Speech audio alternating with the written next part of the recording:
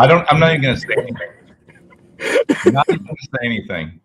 Actually, I'm going to say two things. Let me before you start speaking, Joe Sample, let me just start this. Let me just start this weekly show. Number one, okay. Joe, look at me closely. I can't. Joe, just look at me for a second, okay? I'm going to say two things to our viewers. One, why do I look so pale when I'm Mexican? That's the first thing I'm going to say. I mean, I got to work on this lighting in this hotel room. What is wrong with me? I look like a ghost. No, you can't see yourself, but you look like you've been laying in the sun all day long. Like, what the hell happened to your face? Listen, I mean, you're like red as can be. I'm as white as can be. We're all over the place. It's all We're lighting. all over the place, Jerry. It's all lighting, man. It's all. Can you hear me okay? We can hear you just fine, buddy. Man, I'm not even going to ask you where you're at. I mean, we've done shows from the river in the van. I don't even want to know where you're at today. Please tell me you're not in some parking lot of some school having the police called on you again. We're not doing that. Okay. Well, ironically, I am, except it's a technical college, North Central Technical College on the Spencer campus in Spencer, Wisconsin, as my daughter is at pole vault practice tonight. So I thought this is the only way that we could do it. So I am literally holding a light up. There you see it. And I am in the car, and there's cars driving past. But you know what? We're going to talk about leadership, Jimmy. It's going to be fantastic. We're going to talk about leadership. Fantastic. And I left that little girl in a pole vault facility. So we are done at 7:00, man. I gotta get back to her by 7. We got to be done. So let's get on with this leadership thing, shall we? I hope that our viewers, all 8 of them, maybe it was 10. I think 2 of them just quit. 8.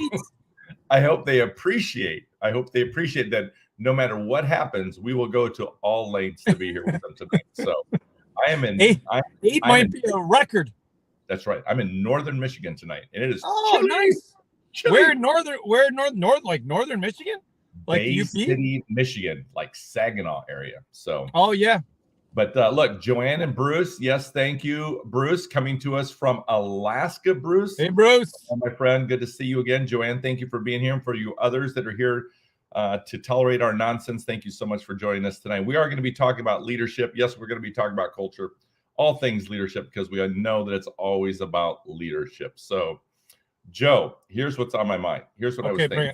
I'm actually here tonight with 2 fellow colleagues, Jessica Cabine and Joy Kelly, 2 amazing leaders, by the way. Fantastic leaders. Anyway, but you know how it is. You're in the car and you're having these conversations and so forth and just talking about different things. But, you know, it's just always a reminder, right, that how difficult the job is of school leaders and quite frankly, how exhausting it can be. And so one of the things I was thinking about is how are we as principals taking care of our teachers? And, you know, there's many ways to do that. But not just taking care of them like in terms of, you know, their mental health or what their needs are and so forth, but how are we help them build confidence? How are we help them develop their skill sets? How are we offering support for them in the classroom and so forth? So this past week, I had an opportunity to visit some schools. And during those conversations, it reminded me of something. And this isn't necessarily, again, something that's going to enlighten our folks and say, oh, my God, I hadn't thought of that, Jimmy. But again, it's just a reminder, right? Like when we're in this job, there are things that we know are good practices that we kind of forget. So one of the conversations was about this particular principal had 3 teachers in a grade level, and quite frankly felt badly because they were struggling. The new teachers were struggling. It's a 6-section elementary school, so you can imagine how many kids are in this school, right? 6-section elementary school. And so there were 2 veterans. One was out on leave, so there was an instructional coach covering that classroom, and then 3 teachers who were new to the profession this year. But one of the things she confessed to me, what I really appreciate, was the fact that she feels badly because she hasn't been able to give them the support they need, and they're just struggling, right? So the first thing I'm going to say, it's a reminder to all of us, if we have new teachers in our schools this year, how intentional have we been to offer them support, right? One thing is just how often are we visiting their classrooms? How often are we providing additional supports for them? What does that look like? And so one of the things we talked about was she just struggled in terms of finding subs. And we know, again, this is all over the board. And so as we began to discuss it, well, what are some other ways that we could offer support if we can't get subs in the building right now? So one of the things we discussed is she did have a couple of assistant principals. So we could either have assistant principals or a principal cover a classroom while that teacher was able to go work with another veteran, because the other two teachers in that grade level were veteran teachers, very highly skilled teachers, and therefore could benefit by allowing them to observe these other teachers. So we talked about that. We also talked about using the instructional coach again to perhaps cover a class as well. So either the principals, assistant principals, or the instructional coach could cover a class to offer release. So think about it. If we have a principal and two assistant principals, instructional coach, well, maybe we could rotate. One administrator still available for other things going on in the buildings, but 3 adults could cover those 3 classes and allow those 3 teachers to go out and observe some other teachers. And quite frankly, even do it in a cohort model, right? So if we could set this up in a cohort model, have all 3 go in together and talk to each other about what they're observing, what they're seeing, and then sit down after the fact, whether it's in a prep time or after school, to talk about what they observed and what are some reasons they do the way that, the way they do a certain lesson or a certain activity or the way they manage a certain classroom. And anyway, just the intentionality behind it. But here's the thing that amazed me. Obviously a new principal, but said this to me: listen, I don't know why I didn't think about that before, because I've done that before.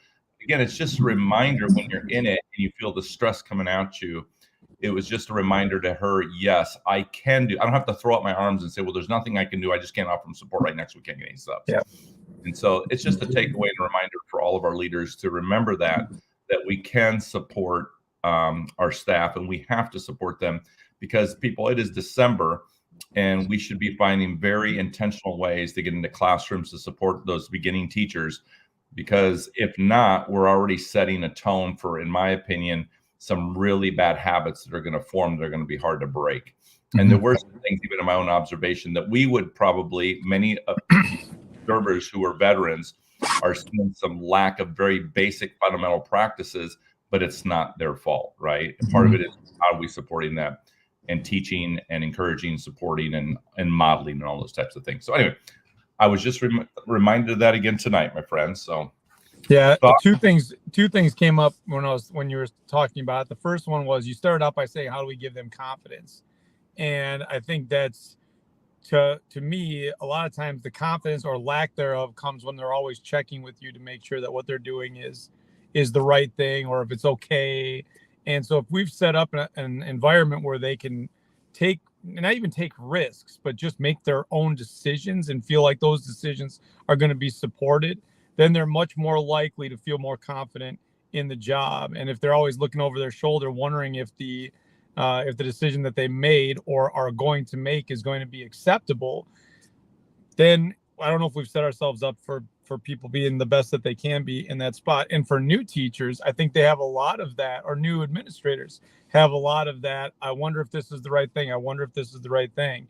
And the more that we can encourage that, even if it's not the right thing, it's the right thing that you made the decision on what was happening at that particular time, because I want you to have the confidence to be able to do that without feeling like you have to check with me all the time. I mean, remember, we hired adults into these situations, and we hired them for a reason, because we knew that they were going to be able to do the job. At the same time, if we're not supporting that, growth and confidence, they're going to keep coming back, because it's new to everybody on some level. Even people who have been in the profession for a long time, the last couple of years have proven that everything can turn into something new right away. And when you get so bogged down by, almost overwhelmed by the things that are right in front of you, there's no way that you're going to step back and go try to get better at your craft, because you're just in survival mode at that point. And if we can pull stuff off the plate, that's great. If we can cover for a class, that's great. But at the same time, we can't always do that too. So how do we put ourselves in, how do we put them in a position where they know that the decision that they make, that the work that they're doing is the best work that they can do, and we can support that, right? But it doesn't have to be, it shouldn't feel like, it often feels like, oh my gosh, I'm not doing enough, when in fact, they're probably doing way too much to begin with. Yeah, Joe, I'm looking at the comments here, and thank you, Michelle. Thank you, Bruce, for your comments. So Bruce mentions it's a timely topic. In fact, his situation is he's indicating 4 emergency emergency certifications right now, right? So we might have some people in the classroom right now, guest teacher, whatever happens to be the case. And again, how are we supporting these individuals? What kind of supports are we able to provide them? Michelle talks about videotaping. Michelle, I love that. And here's the thing, Michelle, I can't speak for your school, obviously. But if you are in a school right now whose environment, right, has teachers videotaping and people having conversations because people are viewing those, kudos to you and a shout out to you for creating that culture where people feel safe that they can do that and not feel judged. Because for some people, that is a very difficult thing to do, right? To videotape themselves, right, to feel that vulnerability. So for those schools that have built that culture, that trust, those relationships where that can happen, that collegiality, that is commendable for all of you. So thank you, Michelle, for sharing that. For the viewers, if there are other things that your school is doing right now to support, especially those beginning teachers, of course, we always say we can't forget to reinvest in our veteran teachers because they too also need ongoing support, just the new people coming in.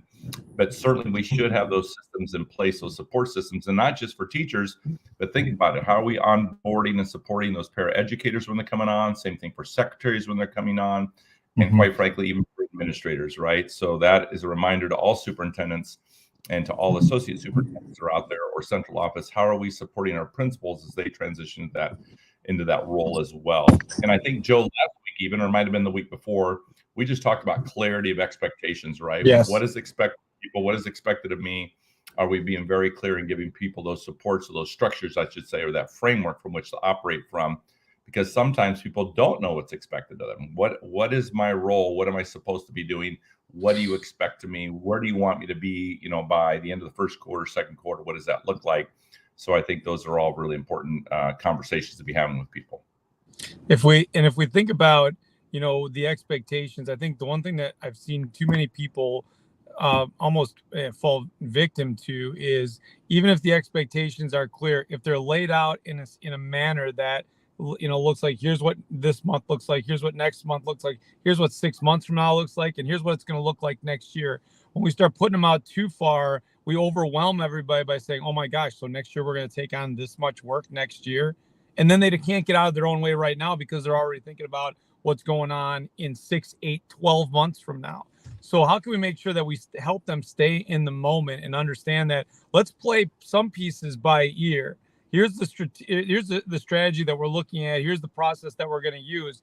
But please understand, if something happens or if we don't get to a certain point, we're just going to adjust and move forward, and it's okay. It's all right. Don't be so bound by the list and by the plan that you can't stay in the moment because you're afraid of what's going to happen 6 to 8 months later in the plan. That's hard for people. If you're talking about, well, in a year and a half, we have to start a new reading adoption or a math adoption. And so I'm already thinking about that while I'm trying to get the stuff done that's right in front of my, system right now as part of a science adoption or something, or, brand new, having remote learning come into play, whatever it is.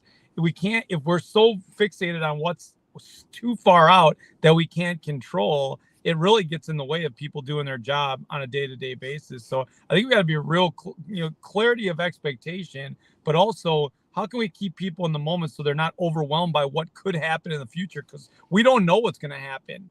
We just don't. And so trying to keep people in the moment, I think, is really important, especially now.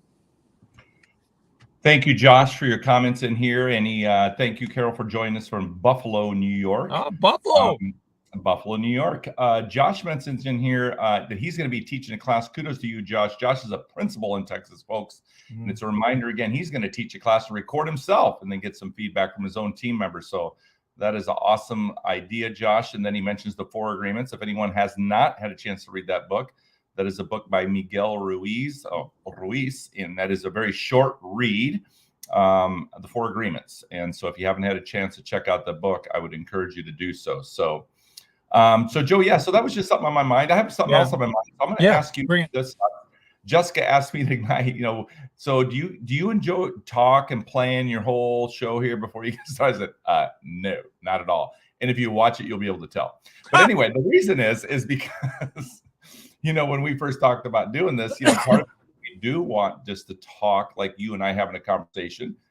Joe and I are good friends, obviously, and we don't get to see each other very often. So this was just an opportunity for him and I to catch up every week. But anyway, so here's a question I have for you. I was looking at something today on my social media feed, and it came across this question regarding in-school suspension. Talk to me about your thoughts on that. In-school suspension? General opinion about how you feel about in-school suspensions, effective, not effective, what makes it effective, what makes it not effective. People have different opinions on these types of things. Remember, people, we always say, Joe and I don't mean we're right or that we even know what we're talking about, but we all have opinions on these things based on our experiences. So again, the reason I share that is because Joe and I have not had this conversation. I don't know where he stands on it. Him and I may not even agree to where we stand on it, but I do know this about both of us. I bet somewhere in our fundamental base of our principles, I bet we're pretty darn close based on that. So Joe, thoughts on the ISF? Yeah.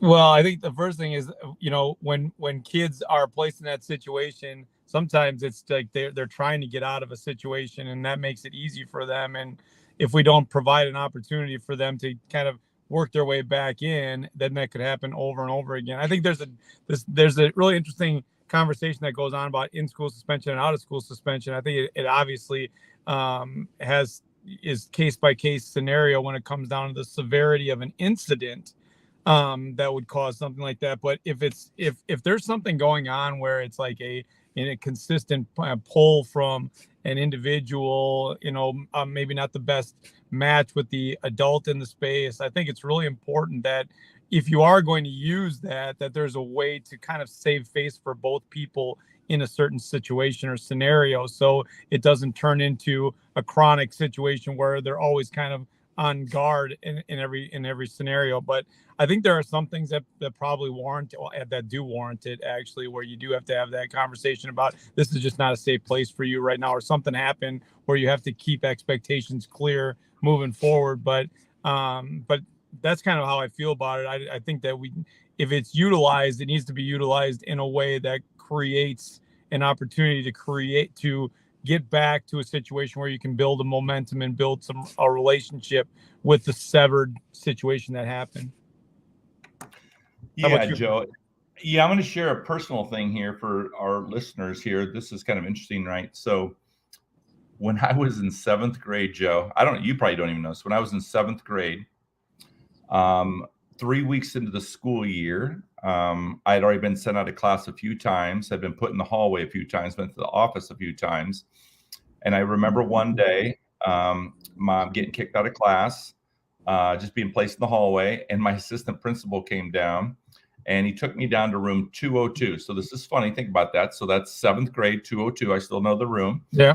202, put me in a, what they call them? Not a cubicle. They'd put it in, what do you call those things? Sometimes you'd see in a library. What do you call those individual? Yeah, you know what I'm talking about? Dividers. Yeah, I know what you're talking about. Yeah. Anyway, so I got put in one of those and left there for a little bit.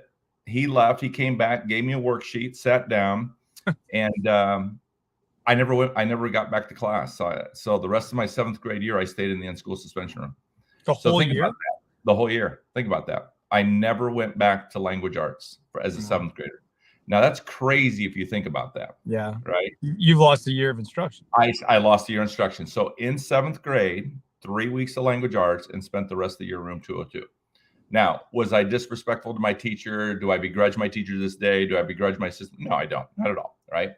But my point of that is that was clearly about punishment. Right. Yes. Clearly about punishment. Right. So my thoughts on this is I was reading through these threads today. What I really liked about them, Joe, is that they were all restorative in nature, right? Yes. I think people had the right idea, right? Not to use as punishment, but to be restorative in some manner, to be as teaching in some manner. My personal opinion is, do I believe there are moments when kids need to be removed from the environment? Yes, because I'm not an all or nothing person. I do believe there are appropriate times for that to happen, but not in a punishment, punitive, vindictive, resentful way. It's more to say, hey, listen, buddy, let's talk to this a little bit, because I feel right now it's like we're just not making the progress we need to. So part of it is to understand the story I believe it should be relationship in nature. I believe it should be very clear what the purpose is. I believe that should be communicated to all parties, students, families, or custodians, teachers. In other words, the vision to the staff has to be understood that there will be an appropriate time for a child to be placed in another environment, but during that time, teaching will continue. Correct. Whether it's social, emotional, academically, mentally, whatever happens to be the case. And so it's a reminder again for all of us to challenge that for the principals and teachers that are listening to this the show tonight, is to think, what was the last time you actually visited the in-school suspension room yourself, just to see what's going on there, and what does it look like? Does it look alive, energetic? Are kids working? Are there adults working with kids? Or does it seem punitive, right? In other words, it's quiet, no talking. Kids with their heads down, kids that look very, perhaps there's apathy is set in, or perhaps there's no adults engaging with kids.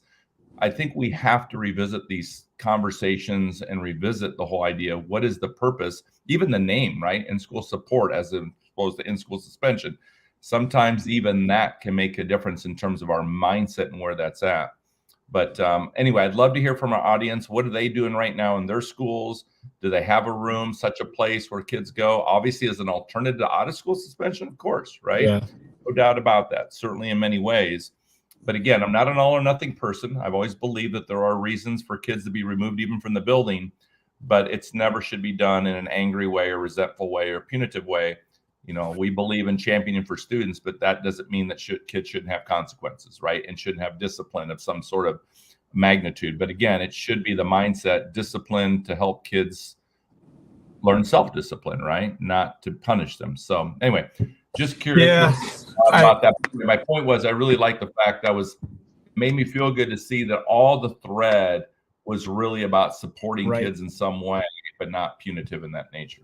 Yeah, I think that the balance is, just removing a child from a student from class in that spot is probably inherently punitive to begin with, right? You've essentially punished. There was something that happened at that point. Can you restore the save face for people in that situation? I think is important, and it should still be, you still should absolutely have instruction, available to any student that is struggling in that particular space. Doesn't mean that they shouldn't be able to learn. It means that that's not the right spot for them at that particular time. And the more that it's used, the less, impact it's going to have, to be really honest. So we talk a lot when we talk about bringing people forward and moving schools forward and moving stories forward. We talk a lot about breaking scripts, right? Like, what kind of event happens that breaks the regular script, that puts something in your mind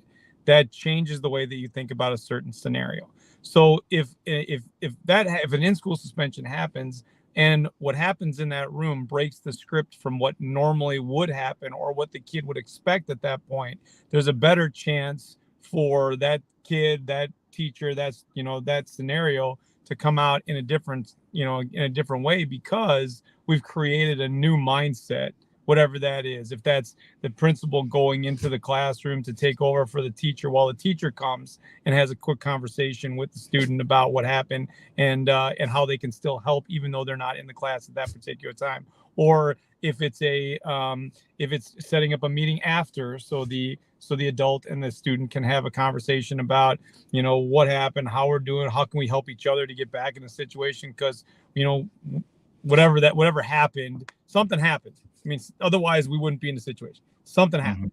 So how do we create an opportunity to get out of what happened to how is it going to work in the future and what's the expectation? But how can we both save face in this situation? Because as much as the kid, may not have been in the right mindset to be in that particular spot, or the teacher may have felt a certain way about whatever, when the kid comes back in, that you're talking about how the interaction with peers is going to go as well. And if the adult in that space can be helpful to help them with the interaction with the peers, and the other peers in the room know that they've had that conversation or can tell that they've had the conversation in some capacity, I think you start building and restoring that, environment that you really want to create anyway. Yeah, Joe, I think that's a good point, right? The whole transition back, right? Because a lot of times when kids are placed in, an environment like that, other kids know about it, right? They Right. know that their peer are not in that class, but they know they're in school, right? And Right. so the conversation, and what does that conversation look like? So, hey, Josh mentioned something on here that just reminded me too, Joe. I see this a lot, and I know I fell fell into this trap early on in my career. But I do think many of us in administrators, right, who go into administration, I should say, again, depending on the situation, right? I think Josh mentions in here, how big is the school? What does that Right. support look like, right? In some schools that are smaller, we may not have, we might have one counselor, if even that, right? Yeah. And yet, or you might be the only administrator. But one thing I would say that I know that I did early on, and this is a caution that I still see happen today, is sometimes we as administrators, we don't necessarily have a counseling degree or a counseling license, right? A lot of our conversation comes from our experience of working with kids and families. Yeah.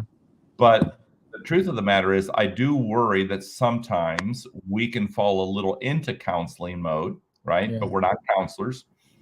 And yet we also know that can take up a lot of our time.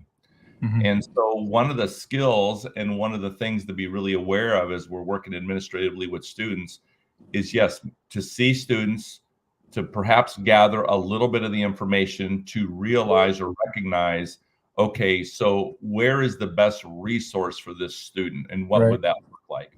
Who at this time can now work with this child?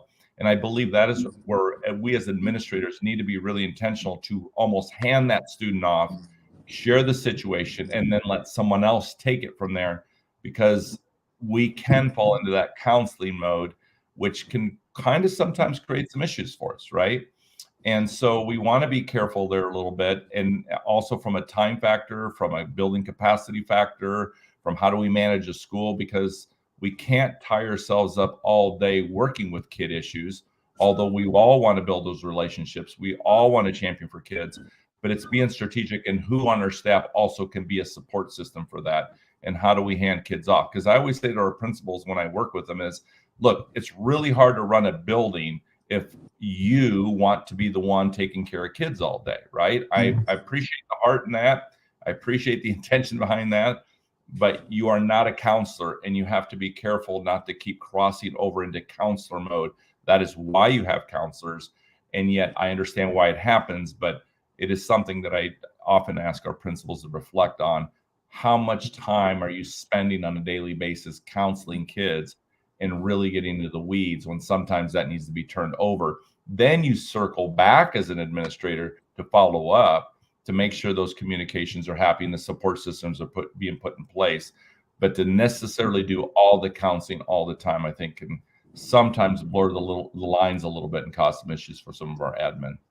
And I think if you take the mentality on that, you want to be the connector. So if that kid has a connection to a coach, to a teacher at a different grade level, to a paraprofessional, a custodian, a cook, whatever the case may be, whoever they have the connection to, if you know that kid well enough, or you know that situation well enough, you're going to find the connection to that person, so then they can have that conversation. Now, you can go cover for the cook or the custodian or for the teacher at a different level so they can have that conversation. That's absolute. I think that's a great idea.